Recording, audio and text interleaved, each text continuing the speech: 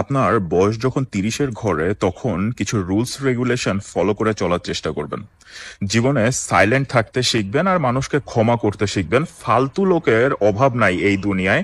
মূর্খ লোকের সাথে তর্ক করে আপনার শুধু সময়টাই কিন্তু নষ্ট হবে। আপনার জীবনে চলার পথে যদি আপনার থেকে স্মার্ট কোনো লোককে পেয়ে যান, তাকে কখনোই কম্পিটিশন ভাববেন না, তাকে পাশে রেখে পার্টনারশিপে কিছু করার চেষ্টা করবেন। পরিবারকে অনেক বেশি গুরুত্ব দেওয়ার চেষ্টা করবেন, তাদের হক আদায় করবেন, কিন্তু কেউ যদি অবাস্তব কিছু চেয়ে বসে তাদেরকে জাস্ট ইগনোর করবেন। দু একজন জেনুইন বন্ধু অলওয়েজ পাশে রাখবেন, যে আপনার সুখে দুঃখে বিপদে আপদে সবসময় আপনার পাশে থাকবে। আর পরিশেষে বয়স 30 হয়ে গেছে, এখন আর প্ল্যান প্রোগ্রামের দরকার নাই। জাস্ট আল্লাহর উপরে ভরসা রেখে ডাইরেক্ট অ্যাকশনে চলে যাবেন। রিস্ক নেওয়া শিখবেন। রিস্ক নিয়ে যে কোনো কিছুতে আপনি করবেন, আল্লাহর উপরে ভরসা রাখবেন, ইনশাল্লাহ সফলতা আপনার আসবেই।